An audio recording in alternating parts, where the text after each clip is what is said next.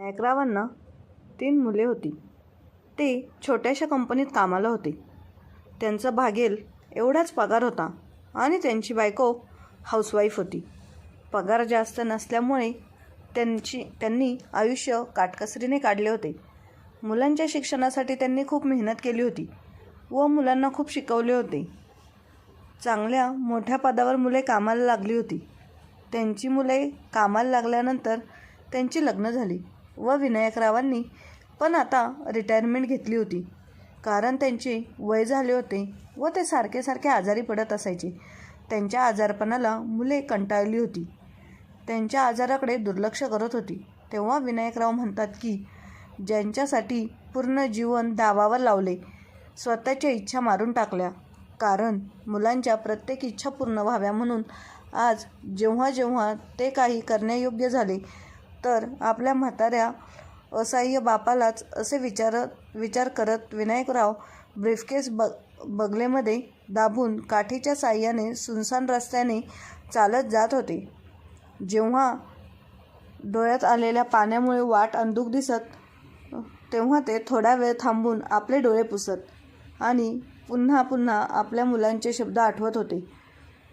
त्या रात्री तुमची 3 मुलं बोलत होते. मधला मुलगा सूरज आपल्या मोठ्या भावाला बोलत होता, तर मयूरदादा, तू काय विचार केला आहेस? बाबांना अशा आजारी अवस्थेत घरात ठेवणे योग्य आहे का? दादा, मी तर म्हणतो त्यांना नेऊन सोडू, कमीत कमी आपला पिच्छा तरी सुटेल त्यांच्याशी. विनायकरावांच्या लहान मुलाचे म्हणजेच राहुलचे आवाज होते. दोघांचे बोलणे ऐकून मोठा मुलगा मयूर म्हणाला, काय करू, मलाही काही समजत नाही. आपल्याला नावं ठेवतील. अजून आजारी वडिलांना वृद्धाश्रमात नेऊन सोडले आहे. आपल्या वडिलांची सेवा करायला नकार देत आहेत. परंतु मयूरदादा, आपले त्यांच्यासोबत राहणे शक्य नाही. घरात लहान लहान मुलं आहेत. जर बाबांचे इन्फेक्शन त्यांना लागलं तर? यावर मोठा मुलगा मयूर म्हणाला, अरे, ही काळजी मला पण सतावत आहे. जर आपण बाबांना एका वृद्धाश्रमात ठेवले तरी पण तिथले लोक त्यांना त्यांच्या आजारपणामुळे काढून देतील तर? 2 नंबरचा मुलगा सूरज राहुलला म्हणाला, अरे, आपण त्यांना वृद्धाश्रमामध्ये सोडून येऊ, त्यानंतर ती तिथे राहो किंवा जाओ, आपल्याला काय ते जाणे आणि वृद्धाश्रमवाले जाणे. मयूर म्हणाला, पागल आहे का? अरे, वडील आहेत ते आपले. वृद्धाश्रमवाल्यांनी काढून दिले तर ते बिचारे कुठे जातील?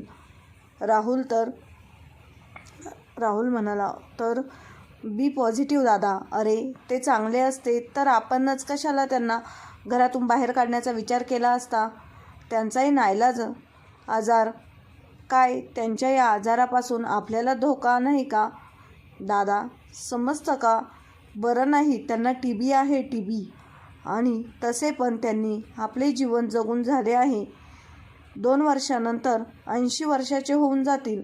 त्यानंतर त्यांच्याजवळ वेळ किती उरणार? होऊ शकते या 2 वर्षातच मुक्ती भेटून जाईल. परंतु हे तर निश्चित आहे, आपल्यामधून कोणाला किंवा आपल्या मुलांना ही झाले तर आपले जीवन बर्बाद होऊन जाईल. असे राहुल बोलत होता. कलियुगी मुलांचे आपल्याविषयी असे विचार ऐकून विनायकरावांच्या पायाखालची जमीन सरकून गेली. आता त्यांना त्या घरात 1 मिनिटही राहावे असे वाटत नव्हते. ज्या अंथरुणावर पडतात त्यांना झोप लागत होती. आज मात्र तेच कूच बदलूनच परेशान. कधी उठून रूममध्ये इकडून तिकडे फिरत होते तर कधी खिडकीजवळ बसून बाहेरच्या गार्डनला निहाळत होते. त्या अंधुक उजेडात लॉनमध्ये खेळत असलेले त्यांचे मुलं लहानपणाचे चित्र त्यांच्यासमोर येत होते. काही वेळातच किती सर्व बदलून गेले होते. ज्या घराला आपल्या बायकोसोबत मिळून प्रेमाने सुंदर असा बंगला बनवला होता, आज तेच घर त्यांना खायला उठत होते. अशा कित्येक गोष्टी आठवते. त्या घराच्या प्रत्येक कोण्या नाळत होते आणि भूतकाळात हरवत होते. लगबगीने अर्धी रात्र अशी निघून गेली. तेव्हा त्यांना हे सहन झाले नाही तर ते घरातून निघून गेले आणि रस्त्याने चालू लागले. चालता चालता जेव्हा त्या रस्त्याला 2 वळणं फुटले, एक पावशेर यामध्ये जात होता आणि एक छोट्याशा गरिबांच्या वस्तीत विनायकरावांनी उदास होऊन दोन्ही वाटांकडे बघितले व ते गरिबांच्या वस्तीकडे निघाले, जिथे ते सुरुवातीच्या काळात राहत होते. पुढे वाट एकदम सुनसान आणि अंधारी झाली, परंतु विनायकरावांच्या मनात आपल्या मुलांचे बोललेले शब्द चाकूप्रमाणे वार करत होते आणि त्यांचे पाय हळूहळू वस्तीकडे चालत होते. शेवटी मोठ्या मुलाचा निर्णय योग्य ठरला होता आणि दोघेही त्याच्या निर्णयाने खुश झाले होते. मोठ्या मुलाचे म्हणजेच मयूरचे म्हणणे असे होते की वडिलांना आपण माझ्या सासूरवाडीच्या ओळखीत नातेवाईकच्या हॉस्पिटलमध्ये भरती करू, काही दिवस त्यांना तिथे ठेवण्याचे नाटक करू आणि मग नंतर डॉक्टरांना सांगून त्यांची जीवनयात्रा तिथेच संपवू. मनात असे विचार चालू असतानाच एका दगडामुळे विनायकरावांना ठेच लागली आणि ते जोराने खाली पडले. त्यांच्या हातातील ब्रीफकेस दूर जाऊन पडला. कसेबसे करून ते उठले, स्वतःला सावरले, बाजूला पडलेले ब्रीफकेस उचलले आणि जवळच असलेल्या एका ओट्यावर जाऊन बसले. त्यांना आपल्या भूतकाळातल्या प्रत्येक गोष्टी आठवत होत्या. कसे त्यांनी व त्यांच्या बायकोने आपल्या मोठ्या मुलाचे मयूरचे जीवन वाचवण्यासाठी डॉक्टरांचे पाय धरले होते. मयूरला रक्त कमी होते, वाचण्याचा बिलकुलही भरोसा नव्हता, तर त्यांच्या पत्नीने स्वतःचे रक्त देऊन डॉक्टरांचे पाय धरून त्याला वाचवण्यासाठी आग्रह केला होता. आणि आज तेच मुलं आपल्या आजारी बापाला, आपल्या वडिलांना हॉस्पिटलमध्ये ठेवून त्यांना मारण्याची योजना आखत आहे. ते स्वतःलाच कोसत होते. थंड हवा त्यांच्या शरीराला झोंबत होती. ते आपल्या विचाराच्या तंद्रीतच होते. ते ओट्यावर मागे भिंतीला सरकून बसले. मागील जीवन आठवत आठवत केव्हा सकाळ झाली त्यांना कळालेच नाही. सकाळी सकाळी जेव्हा त्यांचा डोळा लागला होता तेव्हा ते त्या ओट्यावर भिंतीला खेटून बसले होते. त्या घराचा दरवाजा उघडला आणि एक 30 वर्षाचा युवक बाहेर आला.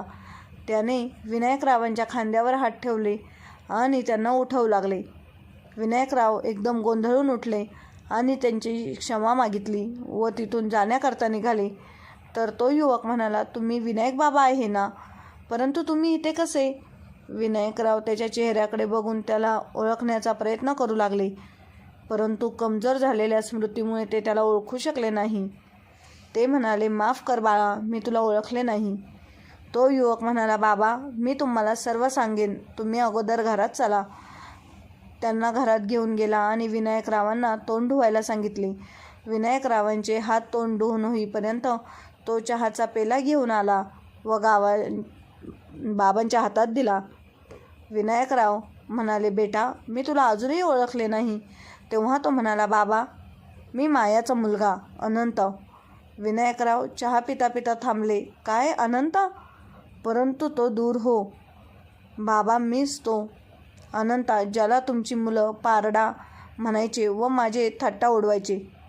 तुम्ही लोक म्हणायचे की तू पारड्याप्रमाणे आहे ना, एक स्त्री आहे ना एक पुरुष, असे म्हणत जोराने हसत होते. मी तोच अनंता आहे. मला तुमची मुलं एका रूममध्ये नेऊन माझे कपडे काढायचे. आणि असे म्हणत तो थांबला आणि त्याच्या डोळ्यात पाणी आले. परंतु स्वतःला सावरून तो पुन्हा बोलू लागला, विनायक बाबा, तुम्हाला आठवले का? तुमच्या मुलांनी माझ्याविषयी खोटी तक्रार तुमच्यापाशी केली होती आणि तुम्ही माझ्या आईला आणि मला घरातून बाहेर काढले होते. त्याचे बोलणे ऐकल्यावर विनायकरावांच्या डोळ्यात 25 वर्ष अगोदरचे मायाचे आणि तिचा मुलगा अनंताचे चित्र उभारू लागले व त्याचबरोबर तो दिवसही लक्षात आला, ज्या दिवशी माया त्यांचे पाया पडून विनंती करत होती की मला या घरातून काढू नका साहेब. त्यांच्या डोळ्यासमोर तेव्हाचा तो चित्र सजीव झाला होता. माया त्यांच्यासमोर भीक मागत होती, साहेब, आम्हाला या घरातून काढू नका, आमचे कोणी नाही. परंतु विनायकराव यांनी त्यांना हे सांगून घरातून काढले होते की तुझा मुलगा ना मर्द आहे. या घरात माझी 3 मुलं आहेत. जर तुझा मुलगा या घरात राहिला तर माझ्या मुलांवर काय परिणाम होईल त्याचा? हा हिजडा आहे, हिजडा. उद्याला टाळी वाजवेल, नाचेल, हे सहन नाही होणार मला. लोक काय म्हणतील? विनायकरावांच्या घरात हिजडा आहे. आम्ही पॉश एरियामध्ये राहतो. खूप नाव आहे आमचे इथे. तू या अनंताला इथून कुठेतरी लांब पाठव, नाही तर याला हिजड्यांच्या हवाली कर, असे म्हणून विनायकराव तिथून निघून गेले. माया आपल्या मुलाला गळ्याला लावून रडू लागली. दुसऱ्या दिवशी घरासमोर आजूबाजूच्या लोकांची गर्दी झाली. त्याच्यासोबत काही हिजडे पण होते. विनायकराव मायाला तिचा मुलगा त्या हिजड्यांना द्यायला सांगत होते, परंतु मायाने नकार दिला. ते घर सोडून जायची तयारी करू लागली, परंतु एक दोन हिजडे त्या मुलाला मायापासून ओढण्याचा प्रयत्न करू लागले. परंतु माया काठी घेऊन त्यांच्याकडे धावली व त्यांना आपल्या मुलाला घेऊन जाऊ दिले नाही. काही वेळानंतर सर्वजण जिकडे तिकडे निघून गेले. माया पण आपल्या मुलाला येथून घेऊन निघाली. विनायकरावांना माया व अनंताचे घर सोडून जाणे पाठवू लागले. कसा आनंदा त्यांच्याकडे आज धरून बघत होता, जणू तो निवेदन करत होता, विनायक बाबा आम्हाला नका पाठवू इथून. परंतु विनायकरावांनी त्या निवेदनाला स्वीकार केला नाही की त्याची बायको सुरेखा खिडकीमधून एका आईची ममता व अनंताचे दुःख बघून तळमळत होती. काही वर्षानंतर हे प्रसंग आठवतात. विनायकरावांचे मन विचलित झाले. त्यांच्या तोंडून काही शब्द फुटत नव्हते. तसेच त्यांनी पेला खाली ठेवला. अनंताला म्हणाले, मला माझ्या कृत्याबद्दल खूप पश्चाताप होत आहे. तुझी कशी माफी मागू मला समजत नाही. होऊ शकले तर मला माफ कर अनंता. डोळ्यात अश्रू घेऊन असे म्हणून विनायकराव तेथून उठू लागले. तर अनंता म्हणाला, अरे नाही विनायक बाबा, असे म्हणू नका. तुम्ही माझ्या वडिलांप्रमाणे आहात. तुम्ही त्या दिवशी मला आणि माझ्या आईला घरातून बाहेर काढले नसते तर आज मी इथे नसतो. आणि तो परत आपल्या घडलेल्या जीवनाबद्दल विनायकरावांना सांगू लागला. आम्ही ज्या दिवशी तुमचे घर सोडले त्यानंतर आम्हाला खूप कठीण दिवस काढावे लागले. मंदिरासमोर तर कधी रेल्वे स्टेशनवर भूत मागे लागावी आणि आम्ही कधी मंदिरासमोर झोपत होतो, कधी रेल्वे स्टेशनवर, कधी पोलीस परेशान करायचे तर कधी लफंगे. मंदिरासमोर बसून भीक मागत होतो. सुरेखा आईने बघितले. त्यांनी मला आणि माझ्या आईला जवळ बोलावले, आम्हाला जेवण दिले व काही पैसेसुद्धा दिले. त्या दिवशी त्या खूप परेशानी आहेत हे बघून माझ्या आईने विचारले, मालकीन काय झाले आहे, तुम्ही असे परेशान का बरं आहात? तर त्या रडत रडत म्हणाल्या, तुझ्या साहेबांची तब्येत खूप खराब आहे, त्यांची किडनी खराब झाली आहे. माझी किडनी मॅच करत नाही आणि कोणी किडनी द्यायला तयार नाही, असे म्हणून त्या रडू लागल्या. सुरेखा आईच्या हात धरून त्यांना सांगितले की मी साहेबांना माझी किडनी देते. तेव्हा सुरेखा आई माझ्या आईच्या पाया पडून रडू लागली. तुमच्या शरीराची किडनी लागलेली आहे, ती माझ्या आईची आहे. तुम्हाला किडनी दिल्यानंतर तिची तब्येत दिवसेंदिवस खराब होऊ लागली आणि एक दिवस ती मला सोडून गेली. माझ्या आईच्या निधनानंतर सुरेखा आईने माझ्या शिक्षणाची हमी घेतली. त्यांनी मला एका बोर्डिंग स्कूलमध्ये पाठवले आणि माझ्या शिक्षणावर जे खर्च होते ते करू लागल्या. आज मी जे काय आहे ते फक्त सुरेखा आईमुळे. विनायकराव स्तब्ध झाले. त्यांना किडनी खराब झाली होती तेव्हाची गोष्ट लक्षात आली. त्यांची मुलं काही ना काही कारण सांगून मागे सरत होते आणि तुम्ही नवीन किडनी शोधून घेऊन या असं म्हणून पैशांचे गठ्ठे त्यांच्यासमोर ठेवून निघून गेले होते. त्या दिवशी सुरेखा किती रडली होती, परंतु दुसऱ्या दिवशी तिच्या चेहऱ्यावर वेगळीच चमक होती. विचारल्यावर ती म्हणाली, किडनीची व्यवस्था झाली आहे.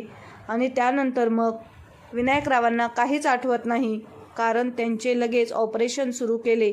आज त्यांना स्वतःची खूप लाज वाटत आहे, कारण ज्याला नीच निकृष्ट समजून त्यांनी घरातून काढले होते त्याच्यामुळे त्यांच्याचमुळे त्याचे जीवन वाचले होते. अनंता म्हणाला, आता माझे नाव अनंत नाही तर दीपक आहे. सुरेखा आईने माझे नाव दीपक ठेवले आणि म्हणाल्या, कोणालाच माहीत पडून देऊ नको की तू हिजडा आहे. तू कधीच गाणं करणार नाही. तुझ्या शिक्षणावर जेवढा पण खर्च होईल तेवढा मी पूर्ण करेल आणि तुला माझ्या मुलांप्रमाणे कुठेतरी मोठ्या पदावर नोकरीला लावेल. परंतु मध्येच सुरेखा आईचे निधन झाले आणि माझे शिक्षण 12वी पर्यंतच झाले. मग नंतर मी एका कंपनीत नोकरीला लागलो.